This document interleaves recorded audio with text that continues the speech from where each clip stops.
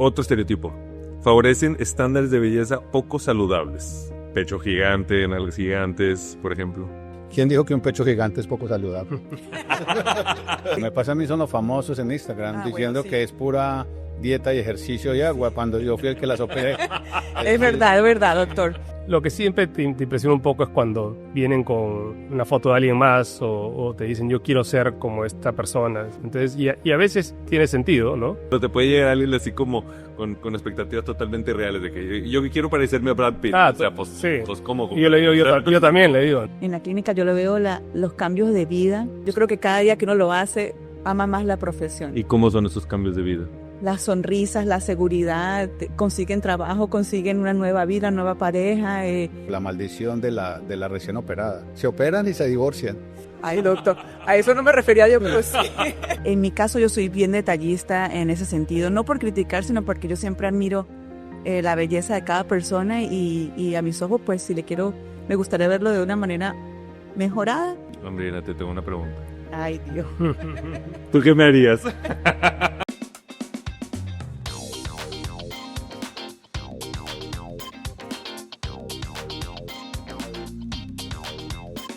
Hola a todos y bienvenidos a Preguntas sin Vergüenza, el programa donde hacemos las preguntas incómodas que tú tienes, pero no te atreves a preguntar.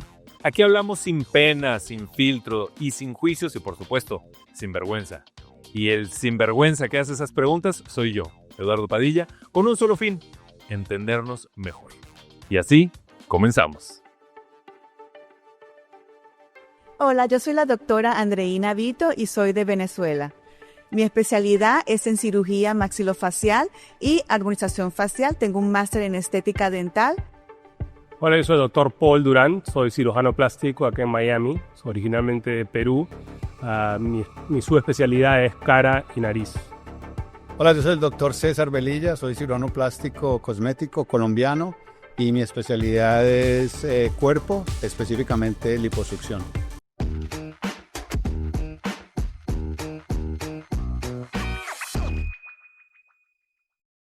Vamos a arrancar primero con estereotipos. Yo les voy a compartir una serie de estereotipos sobre los cirujanos y ustedes me van a decir cuáles son falsos, cuáles son verdaderos. Si requieren explicación, bienvenidas sus explicaciones. Primero, que son vanidosos o narcisistas, que viven obsesionados con la imagen y la estética y se miran más al espejo que sus propios pacientes. Andreina se está riendo. ¿Hay algo de verdad en eso o qué? La verdad que sí, hay muchos, lo veo mucho sobre todo en parejas y yo como hago también la parte de armonización facial, veo que es más importante, sobre todo después de la pandemia y que la gente toma tanto el hecho del Instagram y de las selfies, que se miran mucho al espejo y ahora buscan esa perfección, esa armonización y verse más cómodos con ellos mismos frente a las cámaras. Entonces creo que hay de las dos cosas, ¿sabes? Algo de narcisismo ahí, creo que todos los tenemos un poquito, para ser honesta. Bueno, yo pienso que sí hay bastante componente narcisista en los cirujanos plásticos en general, pero no estoy de acuerdo en que nosotros mismos nos hacemos cosas. Ahí sí estoy en desacuerdo, porque hacemos mucho por otras gentes, por otros pacientes, pero uno mismo no es como el común. O sea, no falta el cirujano que tú ves que está con la cara estirada y todo hecho, pero no pienso que sea el común denominador que los propios cirujanos nos hagamos tantas cosas y nos miramos tanto al espejo y, o sea, de por sí se piensa que los cirujanos en general tienen un ego como más grande. Hijo de su... Pero... Mira. Lee en voz alta esta, por favor. Exacto. Tienen egos que no caben en este estudio. Bastante grande el estudio, al menos. No creo que lo que estamos presentes hoy. Sí. O sea, yo creo que hay de todo, como en todo, pero sí, o sea, para llegar a lo largo de una carrera tan larga, creo, una carrera tan dura, tienes que tener cierta seguridad en ti, contigo mismo, ¿no? En tratar de, y sobre todo carreras quirúrgicas, yo creo, tienes que estar seguro de lo que estás haciendo, y el entrenamiento obviamente ayuda a eso. Pero de hacerse cosas, estoy de acuerdo. Yo creo que al contrario, muchas veces es o lo opuesto. No sé, le preguntas a mi esposa, ella te dice que en la casa el herrero el cuchillo es de palo. Claro. Y sí, 100%. Ella me dice, quiero acá queda la conversación, ¿no? Entonces, No, sí, en eso estoy de acuerdo con el doctor Durán. Por ejemplo, mi esposa, ella se cuida mucho, mucho, mucho. Hace mucho ejercicio, hace mucha dieta. O sea, y no se ha hecho casi nada. Pero, por ser la esposa del cirujano plástico, todo el mundo piensa que está hecha. Entonces ella se frustra mucho porque dice, no, yo no tengo mérito de nada. Todo el mundo piensa que nada y se mete 4 horas en el gimnasio, come bien, hace dieta, todo eso. Entonces eso sí es muy cierto. En casa de herrero, cuchillo de palo. Otro estereotipo. Les importa más la apariencia que la salud. ¿Falso o verdadero? yo creo que eso es falso. ¿Falso? Al menos en mi práctica completamente falso. Yo creo que, y en la de cualquier colega debería serlo, yo creo. Primero viene la salud, porque al final lo que hacemos nosotros, por lo general, en el lado estético al menos, es algo electivo, ¿no? Algo que no tienes que hacerlo, no es una apendicitis, no es una emergencia. Entonces, yo creo que igual tienes que por siempre la seguridad ante todo, ¿no? Que todo el mundo lo hace, no sé, pero es lo correcto. Okay. Sí, yo creo que es falso también. De hecho, hay muchísimas veces que yo le digo que no a los pacientes. Y porque es más importante la salud que el O sea que resultado. rechazas Rechazamos muchas veces, muchísimos pacientes. Cuéntame de eso. Se rechaza. Y de hecho, yo tengo algunos reviews por ahí que los pacientes se enojan porque no los Sí, operan. verdad. Ese doctor es un creído, es un narciso, no me quiso operar, esto y lo otro. Pero uno rechaza a los pacientes porque no se pueden operar. O sea, Porque, a ver, cuéntame, tienen ¿por qué dame un ejemplo sin te doy nombres, obviamente. un ejemplo muy sencillo, que es muy común. Un paciente que tiene hemoglobina baja, que son los niveles de hierro bajos. ¿Okay? Sí. Cuando uno hace una liposucción, de por sí, los niveles de hemoglobina bajan. Entonces, un paciente tiene que entrar con sus niveles de hemoglobina normales. Ok. Llega el día de la cirugía y el paciente sigue con niveles bajos de hierro, no se pueden operar. El paciente se molesta. Claro, porque es un riesgo a la Es un salud. riesgo a la salud, puede tener una complicación y eso, y entonces lo que se ve en las redes sociales es él no me quiso operar, es un pesado, es un creído, no sé qué. Entonces, pero nosotros y la mayoría de los colegas rechazamos muchos pacientes. ¿Sí? Es muchos pacientes los que rechazan día a día. O sea, ¿qué porcentaje termina rechazando de tus pacientes? Más o menos. 10%, 15%, pero sí, 10, 15%. Ok. Otro estereotipo. Favorecen estándares de belleza poco saludables. O sea, pecho gigante, nalgas gigantes, por ejemplo. ¿Quién dijo que un pecho gigante es poco saludable? A ver, cuéntame. Doctor. Y seguro le pesará el... Para la espalda, para la espalda. En eso yo soy un poco más permisivo. Ah, sí. Y, por ejemplo, en el área que yo trabajo, que son el área mucho de los glúteos, que es el aumento de glúteos. O sea, si el paciente quiere glúteos grandes, el paciente es el que lo lleva y es el gusto del paciente. Incluso muchas veces me dicen, doctor, hágamelo a su gusto. Y no, es que esto no es para mí, esto es para usted y para su esposa, para su esposo, perdón. Entonces, tráigame una foto como a usted le gusta. Entonces, en eso yo soy un poco más permisivo y la belleza es muy subjetiva. Probablemente para una persona unos senos grandes, para otra persona no lo es.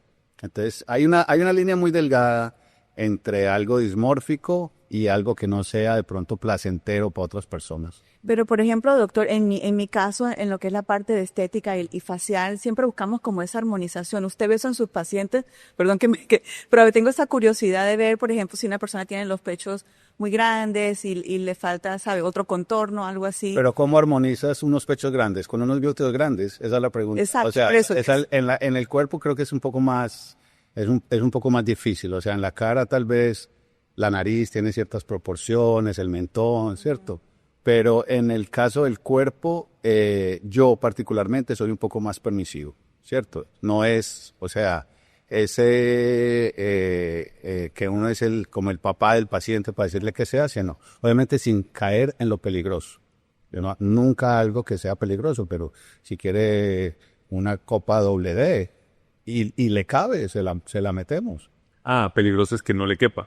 Que no le quepa, que tenga una complicación, que se vayan a juntar. Por ejemplo, hay una cosa que se llama sinmastia, que es que los senos se juntan, ¿cierto? Entonces queda Como que se pegan. se pega uno y queda como uno solo, cuando es muy grande, ¿entiendes? Cosas como esas, pero si se puede. Y por eso es que los hombres son felices en Miami, porque hay mujeres hermosas por ahí caminando. Hablando de esas mujeres hermosas, otro estereotipo es que se aprovechan y explotan inseguridades de los pacientes ofreciendo resolverlas con un bisturí. ¿Falso o verdadero? debería ser falso. Sí, debería ser. Sí.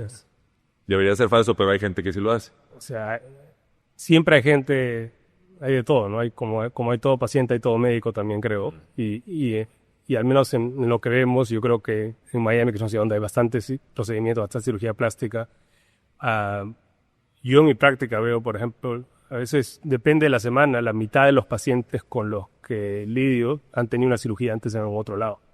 Y han tenido una complicación, ya sea por mala suerte o por que no estaba bien hecha inicialmente o por alguna otra razón. Entonces hay que evaluarlo, yo creo, un poquito de esa forma, ¿no? También, ¿sí? Yo creo que nunca se le debe crear inseguridades al paciente. Como decía el doctor, analizar el paciente, qué es lo que estás buscando, con qué te sientes cómodo y darle un consejo como profesional, pero al final del día es el paciente el que debe también decidir con un consejo profesional. Pero por lo menos en nuestra clínica nunca hacemos eso de crear, ¿sabes?, inseguridades de deberías hacer esto. Se le puede guiar, pero siempre tratándolo de una manera de mejorar una mejor versión de ti y no cambiar quién eres tú. Yo creo que es tu responsabilidad tratar de quitarle esa inseguridad o aclararle, al menos de un punto de vista profesional, qué es lo que ve. Entonces, si alguien se presenta y te dice, esto lo veo de esta manera, mi nariz está así, y claramente no lo está, le tienes que decir, oye, yo pienso que la única persona que nota esto eres tú. Si se presenta frente a alguien y le dices, oye, tengo esto, tal vez lo note, pero la mayoría de gente no lo va a notar. Entonces, un poquito tratas de darle esa seguridad al paciente y eso creo que es tu responsabilidad como médico. No, porque incluso después pueden crear, o sea, puede haber una diferencia entre la expectativa y la realidad tras la cirugía, ¿no? Eso es muy cierto. Sí. Otro de los estereotipos es que hacen siempre el mismo tipo de cara o de cuerpo. Bueno, yo en mi caso, bueno, lo mío no es tan quirúrgico como por lo que hacen los doctores, pero siempre le doy ese toque de belleza individual a cada persona. Nunca lo hago como un cookie cutter o, sabes, todos iguales. Para mí, yo creo que el arte de la estética es eso, es pintar al paciente, es verlo cómo va a quedar, o sea, darle la mejor versión de esa persona misma y que se sienta cómoda y que se vea natural, que sonría con naturalidad, que en una foto no solamente te veas linda, sino también con expresiones faciales, todo se mueva de manera natural. Entonces yo creo los doctores que hacen ya la parte más invasiva de cirugía pueden, o sea, hablar de los planos profundos y todas esas cosas del cuerpo, pero en mi parte, que es un poquito más superficial y más interna, siempre busco lo que es primero función, salud y naturalidad. Okay. Sí, yo pienso que ese estereotipo no es correcto, porque hay que partir de la base que todos los pacientes son diferentes, todos son diferentes. Entonces es difícil como que uno tenga un molde y con unas tijeritas haga lo mismo. Entonces es bien difícil. Ahora, hay cosas, por ejemplo, en el caso de corporal, cosas que se ponen de moda, por decirlo de alguna manera, que están trending, ¿cierto? Hace unos años atrás, los glúteos grandes estaban de moda por influencia de las Kardashian. Entonces todo el mundo quería glúteos grandes. Ahora ellas se lo bajaron, se los quitaron. Entonces ahora ya eso cambió, ya es una apariencia más atlética.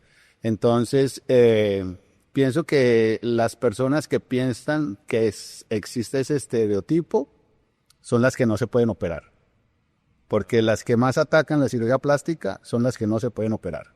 Entonces, ¿pero que no se pueden operar como el ejemplo de la hemoglobina? No, porque no tienen los medios, no tienen los recursos, no tienen. Entonces, sí, tú lo que siempre ves, y lo ves mucho, que llegan los pacientes y las critican mucho a ellas por esto o aquello, y las que siempre ves que las critican o eso son las que no se operan. En el momento en que se operan, entonces ya dejan de criticar. Ya pasa en el grupo. Sí, es como unos celos de no poder llegar ahí. Entonces, pero no pienso que todas sean hechas con un molde. Es imposible porque todos los cuerpos son diferentes.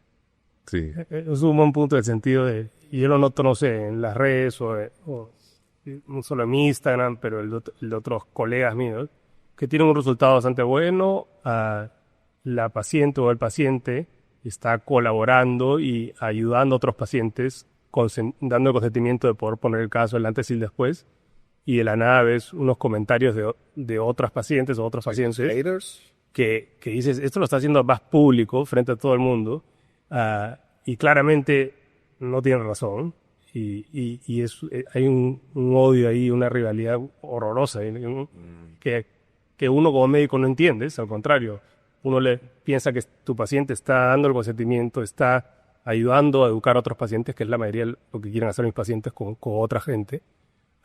Y hay gente que yo creo que está un poco celosa también y por alguna razón no se operó, no se quiere operar o no puede operarse y deciden hundir a alguien, ¿no? Lo cual es... Yo, por ejemplo, veo a veces que llevan amigas y dicen, ay, yo nunca me haría eso, tú estás loca, ya estás bien así, no te pongas más, no te hagas esa lipo, que estás bien. Y cuando llega la amiga, yo también quiero. Entonces, no sé si eso les pasa, de repente es un miedo, un tabú, o no tienen los medios, o no tienen el cuerpo tampoco para quedar como esas personas que se ven en las fotos o algo así. Yo no, creo lo que me pasa a mí son los famosos en Instagram diciendo bueno, sí. que es pura dieta y ejercicio y agua cuando yo fui el que las operé. Es verdad, doctor. Eso sí.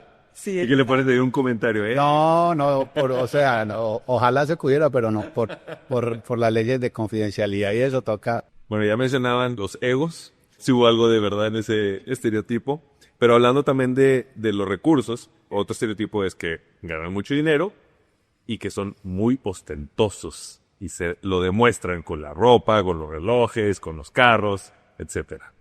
No sé, yo pienso que a ver, si uno evaluara las profesiones médicas, tal vez la cirugía plástica puede estar entre las tres que son mejor remuneradas, ¿cierto? Pero lo que no ven las personas detrás de cámaras es, como decía el doctor, todo lo que se ha hecho para llegar ahí. Por ejemplo, alguien que haya estudiado en los Estados Unidos, los loans, los préstamos estudiantiles son gigantes, ¿cierto? Claro. Cuando uno tiene una práctica, lo que te gastas en la práctica, lo que te gastas en salario, lo que te gastas... Entonces la gente hace el cálculo. Este hace 3 cirugías al día, por tanto, por 5 días a la semana, pero ¿cuánto te gastas para llevar 100 empleados, para las licencias, para los seguros, para todo eso? Ahora, si tú tienes los medios y quieres tener el reloj que quieras, pues no tiene nada de malo. Miren, aquí pesquando reloj. No, o sea, la vida es para vivirla, ¿entiendes? Y si tú lo puedes hacer, ¿por qué no? O sea, hay mucha otra gente que lo hace, porque el cirujano debería ser diferente a eso. Ahora, que sean más ostentosos que otros, no sé, pero en general creo que nos gustan los carros deportivos. Bueno, eso es algo también de los varones, ¿verdad? Los toys. Pero yo creo que la parte estética es bonita y es bonito también darse esos gustos, pues tanto estudio, de tanto trabajo, tantas horas sin dormir, de que la familia, porque es un sacrificio a nivel personal, ¿sabe? De físico y también económico. Claro. Son 20 años de estudio y mucha gente no ve eso, y lo que viene cuando ya hay una clínica y empleados y la responsabilidad de mantener ese servicio al cliente, los permisos y todo eso para darle lo mejor al paciente, ¿verdad? Pero mira, te voy a contar una historia de los estereotipos y los estereotipos que van al revés de cómo mira la gente a los cirujanos. No. Uno de los primeros doctores que yo tuve en mi práctica, por alguna razón, no sé por qué, no era por falta de dinero, manejaba un Toyota Corolla. Y yo tuve pacientes que decían que él era malo, que él no era un buen cirujano porque no tenía un carro costoso. Entonces, esos son los estereotipos que le ponen a los pacientes de para atrás. Entonces, te critican porque tienes un carro del año, pero hay gente, y te lo digo que me lo dijeron a mí, doctor, yo creo que ese cirujano, no me ponga con él, porque él debe estar muy mal, porque debe estar muy pobre, porque maneja un Toyotica. Entonces el estereotipo va por los dos lados. O dicen, yo pagué por el carro del doctor, ¿verdad? También, entonces, Sí. o sea... En mi parte, como mujer, estoy hablando como, o sea, somos coquetas y nos gusta cuidarnos, y la parte de la sonrisa facial, yo creo que sí, las personas miran mucho quién te va a tratar en ese sentido. Yo quiero la sonrisa como usted, quiero la sonrisa como tal.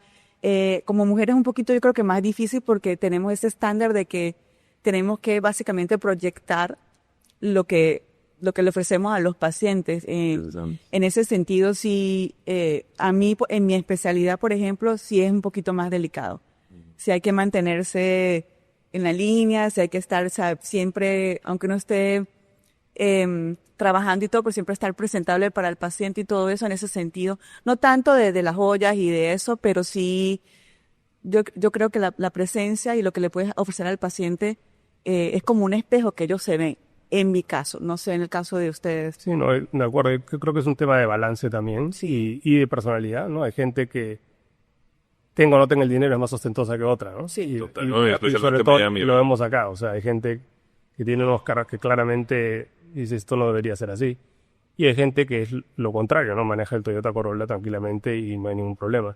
Entonces yo creo que tiene que ver eso. Sí, hay cierto nivel, yo creo, de apariencia en el sentido de que y los humanos un poquito interpretamos las cosas así, en el subconsciente también, ¿no? Ves a alguien, esa persona está bien vestida o esa persona se ha hecho un desastre, etcétera, etcétera. Entonces dices, bueno, si este cirujano se ha hecho un desastre, su trabajo también va a ser un desastre. O lo que va a hacer. Entonces yo creo que hay que balancear un poco la cosa. Igual como un banquero que está manejando tu dinero, algo va a llegar también ha hecho un desastre y dices, bueno, no le tengo mucha confianza tampoco. Entonces yo creo que es un balance y como todos los extremos no son buenos, en mi opinión. Entonces Hay también otra cosa que es Perdona que te interrumpa nomás, es que te quiero aportar algo que estoy totalmente de acuerdo con lo que tú dices. Me pasó a mí. Si ven de los episodios anteriores, hay un episodio de cáncer y yo tuve cáncer, entrevistando a otros pacientes de cáncer. Pero a mí me pasó que yo fui a tratarme al MD Anderson en Houston. Llega la oncóloga que me va a tratar y llega una mujer con unos pelos así, totalmente despeinada, con la bata rota así deshilachándose. Y dije, o sea, ¿en manos de quién estoy? Y mi primera pregunta fue, ¿dónde estudiaste? Y la doctora me cayó la boca diciendo, estudié la carrera en Yale y el posgrado y el doctorado en Harvard. ¿Tú? Y yo, bueno, listo, perfecto. Entonces ya, no me importa tu apariencia. Claro. Sí. Muchos cirujanos se convierten en una imagen pública, ¿sí, cierto? Como lo son las personas de los medios. Entonces, probablemente no es que sean ostentosos, sino que se empieza a mostrar lo que es su vida normal. O sea, por poner el ejemplo, no sé, un viaje. Por tener las redes sociales y tener esto y lo otro, pues muestran los viajes. Pero es el mismo viaje que tal vez se da un banquero, que se da un economista, que se da el presidente de una compañía. Claro. Entonces, tal vez ante los ojos del público, porque se convierten en esa imagen. Yo tengo pacientes, hoy yo, por ejemplo, perdí una paciente que me dijo, doctor, yo llevo 5 años mirándolo, 5 años. Entonces, y eso es muy común, siempre es así. O sea, los pacientes no se operan con uno la primera semana. Te miran, te analizan, te buscan, te miran, te analizan. Entonces, se crea esa percepción de que muestran mucho, pero tal vez es porque te están mirando más, te buscan más, entonces por esa imagen, por esa percepción de imagen pública se puede dar esa concepción que es errónea. Interesante. Bueno, haciendo la tarea encontré, existe gente que está adicta a modificarse el cuerpo, que nunca quedan satisfechos y se llama trastorno dismórfico corporal. En inglés es Body Dysmorphic Disorders. ¿Les han tocado esos pacientes? ¿Qué hacen con ellos? Sí. Bastante frecuente, yo creo. ¿Sí? Sí. O sea, lo principal es un poco tratar de entender al paciente y verdaderamente tratar cuando menciono eso. No solamente decir sí, te escucho, pero en verdad tratar de entender por lo que está pasando, porque yo lo veo como cualquier otro trastorno que cualquier otro disease process que cualquiera puede tener, y hay que un poquito escuchar, ver por lo que ha pasado y tratar de ayudarlo de una manera u otra. Generalmente, obviamente, ayudarlo significa no operarlo, pero tratarlo de entender, porque al final le dices a ese paciente o cualquier otro, le dices no te voy a operar por cierta razón, ya sea por la hemoglobina o por cualquier otra cosa, pero sabes que van a visitar a otros 5 cirujanos y visitan a 5 cirujanos, 4 probablemente van a operar, o 3. Entonces, yo creo que lo principal es tratar de entender por lo que está pasando esa persona. Aquí hay que hacer una distinción bien importante, que una cosa es el Body Dysmorphic Disorder y otra cosa son los pacientes que se hacen 2 o 3 cirugías. Es muy diferente, ¿cierto? Sí, claro. No es lo mismo, te pongo un ejemplo, una persona que se puede hacer solamente una cirugía, y digamos, y la cirugía de nariz, y la cirugía está perfecta a los ojos del doctor, pero a esa persona no le gusta solamente ese pedacito, y se hace otro, y se hace otro. En la misma nariz. Sí. Ahora, una persona, digamos, que ha sido obesa toda su adolescencia y de pronto empieza con una liposucción, después le queda la piel flácida, tiene que cortarse la piel, se hace una abdominoplastia o un tummy tuck, ¿cierto? Ahí va por la segunda cirugía. Y no sé, que es una mujer, después tiene a luz y los senos se le caen, va por la tercera cirugía. Ay, tú eres adicta a la cirugía, te enloqueciste, es el doctor Lipo, te rompió la mente. Entonces es muy diferente una persona que se haga 2 o 3 o 4 cirugías. El verdadero trastorno dismórfico es esa persona que se mira al espejo y que se ve fea, que no está a gusto con su apariencia, a pesar de que la opinión profesional diga, no, aquí no hay nada mal. Entonces es muy común ver pacientes que, por lo menos en el área corporal, tal vez en la nariz, yo no quisiera operar una nariz según 2 o 3 veces, pero uno le hace liposucción a un paciente fácilmente 2 veces, es muy común, 3 veces. Ah, ¿sí? Wow, no sabía. Ahora, quiero que me describan al paciente perfecto y al paciente imposible. ¿Cómo son? No sé, yo creo que el paciente perfecto es el paciente que, yo creo que primero que tiene expectativas realistas y que escucha y entiende la opinión del profesional y también entiende sus límites. Yo creo que es un paciente que tiene los mejores resultados también, porque así no sean perfectos, siguen el postoperatorio, siguen las indicaciones, tienen una buena comunicación con su doctor, entienden sus límites y ya saben como todo el proceso. Ya un paciente no diría imposible, pero que son más difíciles, son esas personas que tienen expectativas falsas, que quieren verse como una artista de cine o Kardashian o algo, que no van con su cuerpo, que tienen limitaciones de salud, que tienen ciertas cosas que no se pueden realizar y a pesar de todo se ponen brava con el doctor, yo quiero esto, me dejaron mal, por más que el doctor le haya dicho todo al pie de la letra, nunca están contentos. Ese es un paciente que va a ir de doctor a doctor, creo yo, y va a ser un paciente imposible para muchos doctores. 100% de acuerdo. ¿Sí? Sí. Ahora, leí, hice mi tarea. Según la Sociedad Americana de Cirujanos Plásticos, en el 2024 aproximadamente 1 de cada 5 cirujanos es mujer. O sea que el 80% son hombres. ¿Por qué creen ustedes que pasa eso? No sé, voy a preguntarle a la doctora si es... Yo creo que es algo que ha ido evolucionando también. Con todo el respeto que le tengo a los doctores cirujanos, son muchos años también de sacrificio, de familia. De repente la mujer tiene ese aspecto de que, okay, sabes, quiero encargarme de mi familia, de mi esposo, de mis hijos, y de repente no escogen ese camino y después se encargan de la parte profesional o no llegan, de repente llegan a un nivel de medicina o de una profesión a una especialidad, pero ya no pasan a la otra especialidad de plástica y las especializaciones en todas las subespecialidades que tienen cada carrera. Pero eso es súper todo eso. Yo, por ejemplo, ya tengo he hecho mis retoquitos y mis votos y todo, pero ya tengo... Esa la tengo aquí, sí, quiero saber ya qué tengo más de 19 años en esto y es difícil. Como mujer es difícil porque sí sacrificas tu vida personal. A veces no puedes ir al gimnasio, a veces no puedes salir en un date, a veces es difícil en ese sentido como mujer, es mi experiencia. Y es algo que es bien competitivo también, ¿no? Correcto. Y yo creo que definitivamente está evolucionando y cambiando y estamos viendo obviamente más mujeres en medicina en general y en áreas quirúrgicas, pero aún así, y lo ves un poco en diferentes especialidades, por ejemplo, no sé, en dermatología, Sí. está viendo muchas más médicos mujeres. Una de ellas es mi hermana, por ejemplo, y tiene que ver también por cuánto tiempo estudias a lo largo de los años.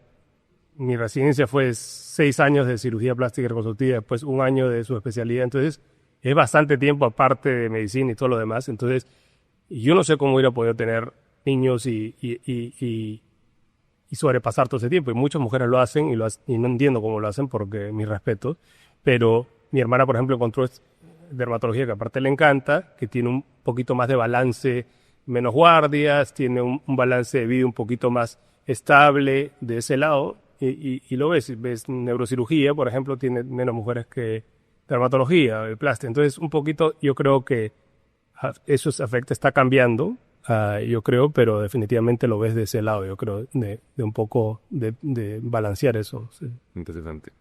Bueno, ahora cuéntenme cómo fue que llegaron a esta profesión. Bueno, en mi caso, yo vengo de una familia de médicos. Mi papá era cirujano, mi hermano también es médico profesional, mi mamá era de negocios, entonces tuve esa, y la parte de fashion. Entonces... ¿Fashion, moda? Sí, mi mamá tenía negocios de tiendas, de diseños y y fashion, de ropa y cosas así. Entonces tengo las dos cosas y ahí aprendí mucho lo del servicio al cliente, cómo atender a un paciente y cómo conversar, porque aunque no creas, yo creo que los doctores están de acuerdo conmigo, uno se convierte hasta amigo, psicólogo de este paciente para tratar de ayudarlo en todo su proceso de su tratamiento. Muy bien. Bueno, en el caso mío, yo soy el primer profesional de mi familia. Mi familia, yo soy de Colombia, de Medellín, y mi familia han sido y siguen siendo comerciantes, o sea, empresarios. Ok. Y eso fue pasando de generación en generación. Era como cuarta generación de que tenían fábricas, tenían empresas, y yo eso lo odiaba, ¿no? Yo quería ser profesional. No sabía qué quería hacer, pero no quería ser empresario como ellos. Sí. Y terminé siendo empresario. Entonces, en cuanto a por qué estudié medicina, las veces que me han hecho esa pregunta, o por qué quise ser médico, la verdad yo no recuerdo el momento exacto en que yo decidí aplicar a la escuela de medicina. En Colombia uno crece viendo a la mamá hacerse cirugía, a la tía hacerse cirugía, a la hermana hacerse cirugía, a la vecina hacerse cirugía, a la abuelita hacerse cirugía. Entonces, ¿qué cirugía se hace la abuelita, por favor? Rejuvenecimiento integral. Entonces, después de ser médico, la decisión de ser cirujano plástico fue muy fácil porque yo crecí con eso. Yo crecí viendo eso, para mí era normal ver estudiando medicina general, un masaje de drenaje linfático. Y te estoy hablando de hace más de, 35 años, cuando lo veía. Que acá en Estados Unidos la influencia de la medicina latina ha sido muy importante en la parte cosmética, porque es una escuela que es totalmente diferente. Entonces el crecer como con ese ambiente de cirugía y de la parte de belleza y la parte estética fue un paso muy sencillo para mí de escoger la subespecialidad. El vacío que tengo del Alzheimer fue en la entrada a la escuela de medicina. Estuvo buena la borrachera ahí. Sí. Exacto. Bueno, pero llegó lejos. Sí. Le sirvió. Sí. Yo por mi lado, el tema, yo no tengo médicos en la familia, mi hermana es menor que yo y ella es la única otra médico en la familia. Yo un poco como que siempre quise ser médico, o sea, no necesariamente cirujano, pero desde que me acuerdo siempre tuve una fascinación por la medicina, por el cuerpo humano, por lo que hacen los médicos, aún sin entenderlo, yo creo, ¿no? Y normalmente después empiezas a entender un poco la carrera y es cuando decides, oye, quiero seguir adelante o no. Y yo cuando vine a Estados Unidos, cuando tenía 18 años, acá, en comparación a Latinoamérica, tú haces premedicina y estudias psicología más antes, psicología y bioquímica, y de ahí uno hace medicina. Entonces te da un poquito más de tiempo para pensar y a lo largo de eso hacía muchas misiones médicas y era como mi manera de regresar a Latinoamérica como tipo Doctor Without Borders. Sí, hacía mucho tipo operación Rotaplast, operación sonrisa, el lado fisurado y he hecho, o sea, lo hacía cada año, los últimos 7, 8 años y en COVID un poquito se cayó ese tema, pero era algo que hice desde antes de ser médico, empecé como traductor, por ejemplo, ahí. Y veía, era mi manera de poder contribuir, porque aparte de inglés no sabía nada de medicina, ¿no? Antes de ser médico. Y un poquito, me gustaba mucho, hacía mucho el labio fisurado. Cirugía plástica era pocas las especialidades que hoy en día puedes operar de pie a cabeza y puedes operar en adultos y niños. Algo que hoy en día, que el cirujano general de antes podía hacer, hoy en día obviamente se enfoca más en abdomen y tórax. Entonces, me gustó esa combinación y empecé a ver más y más del lado estético y reconstructivo a lo largo de mi carrera y un poquito así nació mi curiosidad por el lado de cirugía plástica. Interesante. Y es bien gratificante porque yo veo los cambios que a veces consiguen en los cirujanos plásticos en la clínica. Yo lo veo los cambios de vida de las personas. Por eso de la parte integral que usted decía de pies a cabeza para mí es algo fascinante. De verdad que yo creo que cada día que uno lo hace, ama más la profesión. ¿Y cómo son esos cambios de vida? Las sonrisas, la seguridad, consiguen trabajo, consiguen una nueva vida, nueva pareja, yo creo que toda esa seguridad también, Pero de hecho, es salud hay- también. Hay como la maldición, lo llamo yo, la maldición de la recién operada. Se operan y se divorcian. Ay, doctor, a eso no me refería yo, pero sí. ¿Por qué? Porque Eso es muy frecuente, no sé por qué, como que se siente más guapa y dice, yo me consigo uno mejor que este. salen a la... y ¿sabes qué pasa mucho? Los esposos no son capaces de ir a la par con esa elevación que tienen las pacientes en la autoestima, pero es muy, muy, muy frecuente. Pero ahí no van a dejar operar a nadie. Sí, exacto. No, en realidad a mí me pasa mucho en la parte de la sonrisa y todo eso, cómo las personas cambian. Y yo tengo un concepto de lo que es la creación de la sonrisa y lo tratamos de manera integral en nuestra clínica con todo el equipo de plástica y de cosmética. Pero de verdad cambias vidas, al ver sonreír un paciente que te dé gracia y te diga, o sea, estoy tan feliz, soy una nueva persona, hace feliz a mi mamá, a mi esposa, yo creo que hay el lado que el doctor dice, que es el lado negativo, por decirlo de alguna manera, pero la parte gratificante de que más bien mejora todo lo que es alrededor de esta persona, para mí es muy importante. No, la gran mayoría le mejora la autoestima Sí. el doble, el 100%. Se sienten mejor, al sentirse mejor contigo mismo, haces más cosas, consigues mejores trabajos, sales del aislamiento social en que estás, te vuelves más activo, más amigable. O sea, los cambios en la autoestima que uno ve son increíbles. En general, es el predominante. Tal vez las historias difíciles son un porcentaje bien, bien chiquitico. Son mucho, mucho más las historias de, por ejemplo, uno de los eslogan de nosotros es que nosotros no cambiamos cuerpos, sino que cambiamos vidas. Y lo empezamos a manejar y lo manejamos por mucho tiempo porque es la realidad. O sea, se le cambia la vida. Hay cosas que pueden ser para otra persona un detalle leve. Volviendo al caso, por ejemplo, del doctor, una jivita, que para una jivita en la nariz puede ser algo muy leve, para una persona puede ser un problema de autoestima muy grande. Te pongo un ejemplo bien claro. Jivita, perdóname, Jivita es lo que tengo yo. O sea, es una indirecta para que yo me opere mi nariz. Vamos, Ahora fue, claro. Ahora fue otra vez.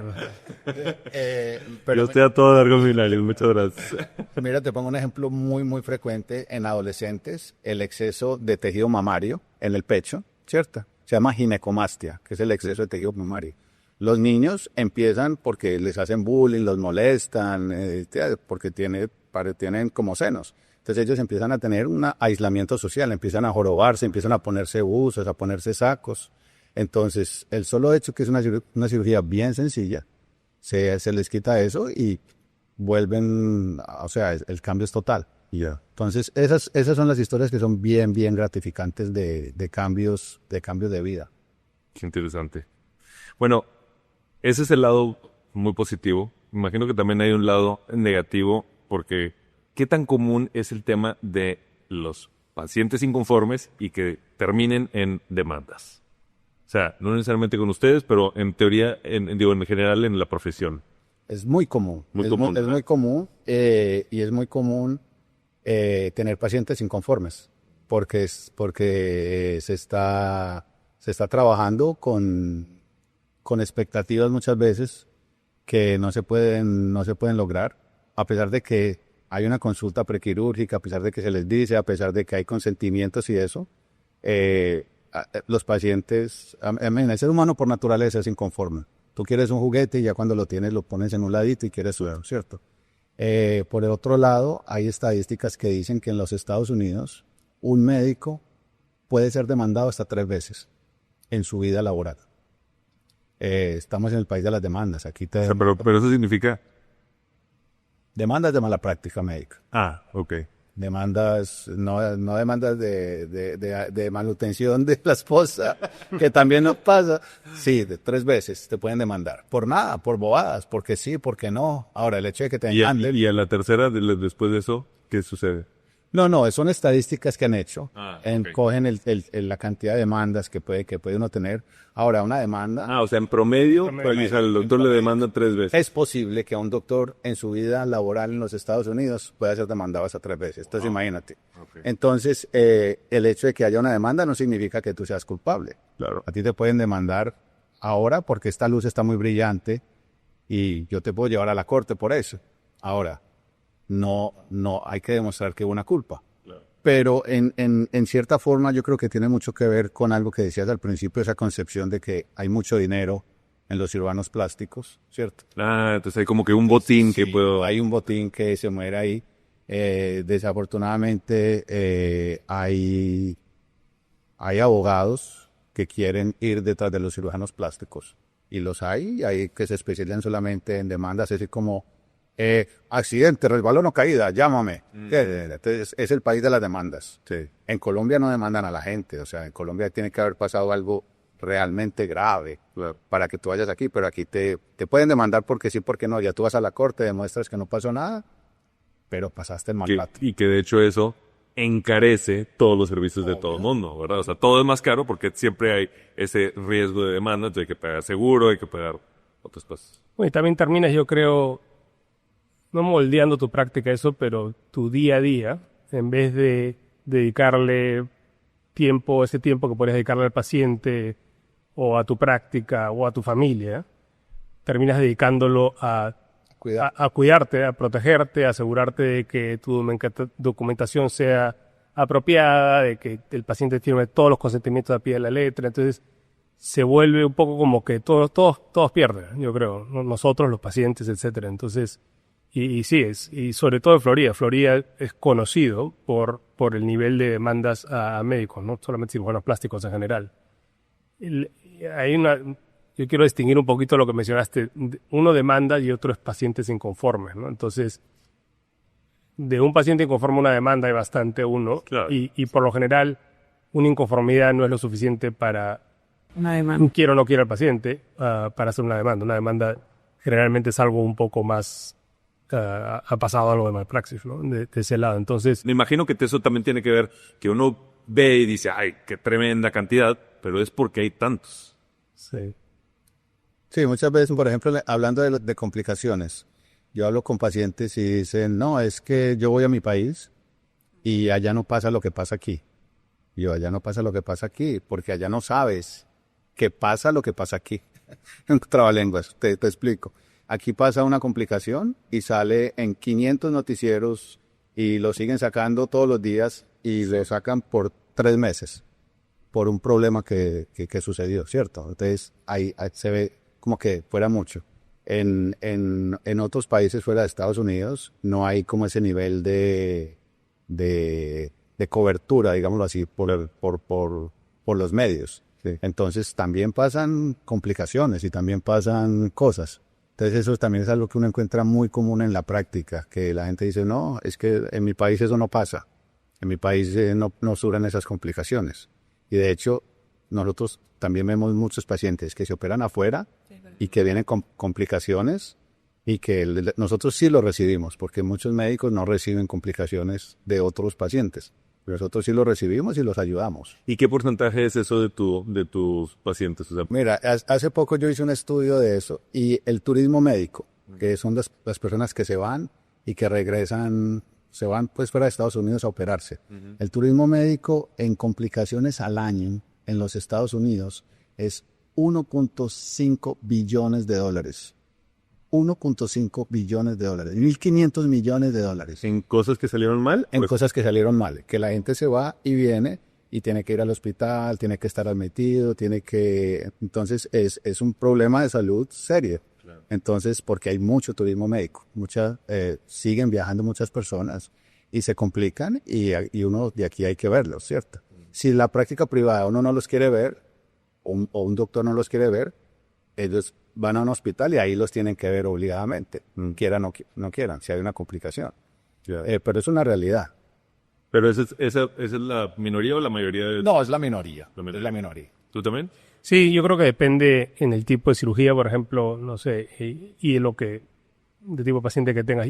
En cirugía de nariz, por ejemplo, veo, mi práctica tiene muchos pacientes que ya han sido operados en otros lados de nariz, porque yo me especializo también en hacer narices que ya han sido operadas antes, ¿no? Que no mucha gente quiere operar porque, como saben todos, el operar algo donde ya ha sido operado hay fibrosis, hay un poco más de riesgo de complicaciones, etcétera. Entonces, yo diría de adentro del país y afuera del país, ¿no? Y el tema de turismo médico lo vemos mucho en Florida también, obviamente, porque es un hub de Latinoamérica en general y hay pacientes que se van a otros lados a operarse por otros precios, etcétera, ¿no? Pero, yo tengo muy buenos colegas en Latinoamérica, cirujanos extraordinarios, y con muy buenos resultados. Pero el tema de irte a otro lugar es que uno no solamente depende del cirujano, ¿no? Cuando uno se opera, depende de el staff quirúrgico del hospital, de quién limpia los instrumentos, de quién te cuida después de la cirugía, etcétera, etcétera. Entonces yo creo que estás un poco arriesgándote en todos esos lados, no solamente en el lado del médico o del cirujano, ¿no? Para César es la minoría, pero para ti es la mayoría los que ya... No, mayoría no, pero yo diría, y depende del día, los que veo en consulta, pero y depende de la cirugía. Por ejemplo, en nariz sí, yo diría casi la mitad, 40 y 50% de los pacientes que yo veo de nariz ya han tenido una cirugía previa. Wow, interesante. Entonces, eso es nariz. En cara, por ejemplo, el lifting facial que hago muchísimo, la mayoría han tenido algo, pero no necesariamente es una complicación o es un tema. Simplemente ya ha pasado 10, 15 años o no estaban contentos con el resultado. Entonces, y siempre tiene su tema no operar en tejidos que ya han sido operados antes y en pacientes que han tenido esto. Bueno, Paul creo que ya nos daba un adelanto de eso, pero yo quiero saber si ustedes se han hecho alguna cirugía. Yo me hice una liposucción, aunque no parezca, hace como 15 años. Wow. Sí. ¿Tú, Paul? Yo no. Botox ya me toca, pero aparte de Botox no he hecho nada. Eso no se le pregunta a las mujeres. Pero con la pena, estás en preguntas sin vergüenza aquí. Aquí se preguntan las cosas. Sí me he hecho, bueno, me he hecho mis toxinas botulínicas, mi láser, también me he hecho una lipo también hace algunos añitos. Yo creo que ya me tocó un retoquito también. Y me hice un mini lifting también, algo muy, muy sutil. Ya uno va avanzando en la edad, los tejidos no son los mismos. Pero son cosas bien naturales, o sea, no es algo que es muy invasivo. Yo creo que con eso hay que tener mucho respeto y saber lo que uno quiere también hacerle a su cuerpo, ¿no? Y hasta dónde uno quiere llegar. Cositas que te molestan aquí y allá, pero nada así muy exagerado tampoco. Muy bien. Y hablando de exagerado, quiero preguntarles, ¿qué es lo más absurdo o ridículo que alguien les ha pedido que les hagas? Paul se ríe. ¿Y qué te estás riendo? O sea, hay de todo. Yo creo que lo que siempre te impresiona un poco es cuando vienen con una foto de alguien más o te dicen yo quiero ser como esta persona. Entonces, y a veces tiene sentido, ¿no? Pero a veces no, o te dicen, no sé, quiero tener foxy eyes o ojos de felinos, de zorros, o de diferentes cosas, ¿no? Entonces, claro, en ese caso obviamente tienes que filtrar, ¿no? De ese lado. Claro, te puede llegar alguien así como con expectativas totalmente reales de que yo quiero parecerme a Brad Pitt. O sea, pues, sí. Pues ¿cómo? Y yo le digo, yo también le digo, no, sí, de todas maneras, yo creo, sí. Eso es probablemente lo más común. Lo más común es alguien que tiene una expectativa y a veces es honesta porque ese paciente no sabe, ¿no? O sea, y no tiene por qué saberlo porque no es médico, pero te dice, no, yo después de ese lifting facial quiero parecerme a Nicole Kidman. Entonces, sí y no, pero al final depende con lo que uno empieza, depende de tu estructura ósea, hay un montón de otros puntos ahí. Entonces yo creo que tienes que tomarlo como venga, pero sí, definitivamente tenemos un trabajo muy interesante de ese lado y ningún día es igual al otro, ¿no? Lo cual nos mantiene... Yo recuerdo una anécdota que me pasó cuando apenas estaba comenzando aquí hace muchos años. Estaba hablando a una paciente y yo le decía, bueno, te voy a esculpir, la estaba examinando en la espalda, y bueno, yo te voy a esculpir por acá, te voy a esculpir por acá, vamos a esculpirte aquí en esta área especialmente. Y ella me dijo, doctor, usted escúpame por donde quiera, pero sáqueme cintura. Es como lo que yo siempre me recuerdo de esa paciente. ¿Y ustedes cuando ven a alguien así en la calle o alguien que apenas conocen, o sea, ya se pone así un poco como que, yo haría esto, o no? En realidad no. ¿No? Yo no. ¿Tú sí, Andreina? Yo sí detallo mucho a la gente. Pero Sí. yo soy, o sea, como mujer, yo soy muy detallista. No es que se lo indico a la persona ni nada, pero sí a decir, falta un poquito aquí, un poquito allá, pero no es, cada quien es bello naturalmente como es. Y lo que es bonito a mis ojos, de repente a la vista de los doctores no es. Y lo importante es que uno se sienta cómodo con uno mismo. Pero si alguien me dice, que me pregunta mucho y menos que los doctores también, en una fiesta, ¿y tú qué me harías? O te gusta, ¿qué me podría hacer? Entonces te pone en una situación incómoda. Es difícil, pero sí hay algunos detalles que aunque no quieras, o sea, tienes un poquito aquí en la nariz o no sé, tienes las orejitas muy grandes o tienes una sonrisa que no te va con tu perfil. En mi caso yo soy bien detallista en ese sentido, no por criticar, sino porque yo siempre admiro la belleza de cada persona y a mis ojos, pues si le quiero, me gustaría verlo de una manera mejorada, pero no quiere decir que tenga que ser, es una realidad, ¿no? Hombre, Irina, te tengo una pregunta. Ay, Dios. ¿Tú qué me harías? Lo podemos, no mentir. No, bueno, ya nos adelantaron aquí que la nariz, pero no. Eso con el doctor, con eso con los doctores acá. No, mira, yo creo que tú tienes un aura, en serio, no porque estamos acá, tienes una aura bellísima. Yo creo que lo más Gracias. importante y que yo creo que todos los doctores en nuestra clínica y es la salud. Tienes que tener salud, tienes que tener el bienestar, tanto de tu cuerpo como de tu alma. Yo creo que eso es lo que refleja la mejor belleza en todas las personas. No importa si está un poquito gordito, si tiene un poquito la nariz ¿sabes? Apiñonada o los dientecitos no perfectos. Es lo que tú reflejes en tu personalidad y lo que haya mejor contigo mismo. Ese es el mejor accesorio.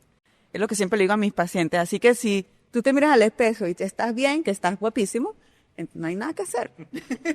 Excelente. Yo quiero saber de ustedes, después de ver tanta obsesión y tanta importancia con el tema de la apariencia, ¿ustedes qué han aprendido de envejecer con dignidad? Yo creo que es un concepto mixto. Los doctores, bueno, no sé, yo otra vez, yo estoy aquí en minoría hoy porque soy la única mujer en la mesa. Pero cuando dices envejecer con dignidad, te refieres a que a no hacerse nada y dejar... No sé, es que porque vamos a tener distintas preconcepciones de lo que es eso. A lo mejor puede ser mi abuela materna se enorgullecía muchísimo, era guapísima y se enorgullecía mucho de que nunca se hizo absolutamente nada y le encantaba presumirlo. Pero a otra persona puede ser digna y operada hasta el fin, ¿verdad? Ya. Bueno, como opinión personal, yo no estoy de acuerdo con eso, como opinión personal, ¿ok? Obviamente uno respeta las opiniones de los demás, ¿cierto? Si una persona no quiere hacerse nada, es una decisión personal. Pero yo pienso que con todas las ayudas y todos los avances que tenemos en este momento, de hecho la expectativa de vida ahora, se dice en los estudios recientes, va a llegar hasta los 100 años. Estas generaciones van a vivir 100 años. Ya la expectativa de vida ya no era ni 63, ni 74, en el 100 y algo, era 100 años. Entonces yo personalmente pienso que uno debe usar todos los recursos posibles para enlentecer ese proceso y tener no solamente por la parte de afuera, sino también por la parte de adentro, ¿cierto? Controles hormonales, optimización de nutrientes, programas de bienestar y obviamente si te puedes ver bien por fuera, o sea, no veo por qué no, o sea, no entiendo por qué no hacerlo, si es tan asequible, si es seguro, si es fácil. O sea, si se puede hacer bajo todas las condiciones que no impliquen un riesgo para la salud, yo no entendería la razón de por qué no hacerlo. Sí, yo creo que varía bastante de persona a persona, de generación a generación, también obviamente hay esa diferencia, y también es un poco de la personalidad de ese paciente o paciente, ¿no? De ese lado hay gente que simplemente, como mencionas, una abuela, como tu abuela que mencionabas, que si bien era muy bonita, muy bella, igual tal vez no se hacía cirugía y estaba orgullosa de eso, pero igual se maquillaba, igual se cuidaba, igual se teñía el pelo. Entonces yo creo que es un poco lo que cada persona piense que es necesario para esa persona. Lo importante, yo creo que la parte de la dignidad es envejecer bien y sentirte bien contigo mismo. Eso puede ser no operarte, eso puede decir operarte, eso puede ser lo que tú quieras, pero tienes que un poquito... Sí, todos vamos a envejecer, todos nos vamos a morir en un momento. Lo que queremos hacer es llegar a una buena edad, a hacer lo que quisiste hacer durante tu vida, hacer algo significante, en mi opinión. Y sí, envejecer con dignidad puede ser muy diferente para uno que otro. Sin duda. Pero es que yo creo que cuidarte no es no tener dignidad. O sea, el doctor se hace su voto y él se ve bien masculino, no está perdiendo ninguna dignidad en ningún momento y muchas personas lo hacen. Lo que dice el maquillaje, colocarse cabello, hacerse un blanqueamiento. O sea, yo creo que lo que dice el doctor, o sea, en la clínica mi hermano siempre lo dice, el lucir bien es sentirte bien y la parte interna, la parte externa, eso también te da salud, lo que hablábamos, las relaciones interpersonales, emocionales, físicas, de trabajo, económico, todo se mejora cuando te sientes bien. Y yo creo que eso es bien dignificante. Yo creo que el cuidarse no es para nada no tener dignidad. Muy bien. Última y ya cerramos. Yo quiero preguntarles a ustedes, ¿qué fue el momento que más orgullo les ha dado su profesión? Para mí fue cuando le entregué el diploma a mi mamá. Ese fue ha sido el momento más bonito de mi carrera y hasta ahora no ha habido algo que lo mejore. Han habido muchísimos momentos gratificantes. Todos los días hay un momento gratificante, pero ese siempre va a ser especial. Paul. Una pregunta difícil. Yo creo que hay varios momentos en mi carrera, en mi vida profesional. Yo diría, cuando estuve en Cleveland Clinic en Ohio, durante la residencia, tuve el privilegio de ser parte del trasplante de cara en la persona más joven del mundo hasta ese momento. Y una chica de 21 años se había disparado en la cara, se había volado toda la parte de la cara y le hicimos un trasplante de cara. Y ella llegó al hospital cuando yo estaba de guardia en mi segundo año y recibió el trasplante mi penúltimo año, o sea, 5 años después en la residencia. Entonces, el ver todo ese cambio y salir de ese quirófano cuando tenía una cara literal nueva, ver a los papás, ver a la mamá que habían cambiado la vida entera por esta situación, yo creo que es definitivamente mis top 2, 3 momentos de mi carrera. Sí. Qué padre. Sí. Andreina. Bueno, yo creo que en la parte familiar, como dice el doctor, yo en mi familia pues recibimos nuestros diplomas de mi papá, nuestro padre, se lo entregamos a nuestra madre. O sea, es algo bien bonito porque ellos se sienten, yo creo que orgullosos de porque saben el esfuerzo que ellos hicieron y que hace uno para llegar y seguir, porque esto es una carrera que nunca se acaba. Si eres un buen profesional, un buen doctor, eso se convierte en tu himno de vida toda la vida. El aprender nunca se acaba, el estudiar nunca se acaba, el tratar de ser mejor. Y eso siempre se transmite al paciente. Y para mí lo que dije anteriormente es la gratificación del paciente, que el paciente te abrace, te lleve regalitos, o sea, me cambiaste la vida, estoy tan feliz.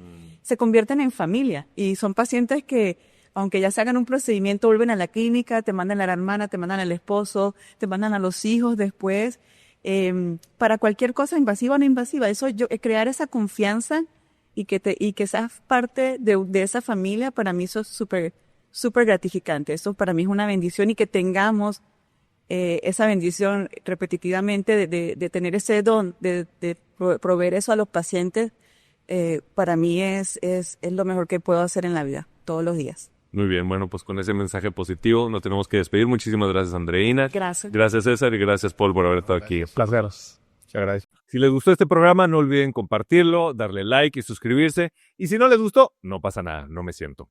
También los quiero invitar a que visiten www.preguntasinvergüenza.com. Ahí pueden mandarme sus sugerencias, comentarios. Bienvenidos todos. Esto es Preguntas sin Vergüenza. Yo soy Eduardo Padilla. Nos vemos a la próxima. Este programa es presentado por Megacrete, making high performance construction affordable.